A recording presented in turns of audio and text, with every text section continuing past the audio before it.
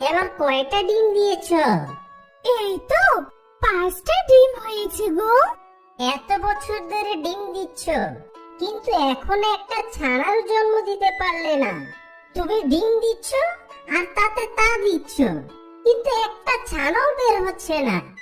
এইভাবে তুমি কেন বলছো গো? আমি কি চেষ্টা কম করি? ছানা যদি বের না হয় তাহলে আমি কি করব বলো?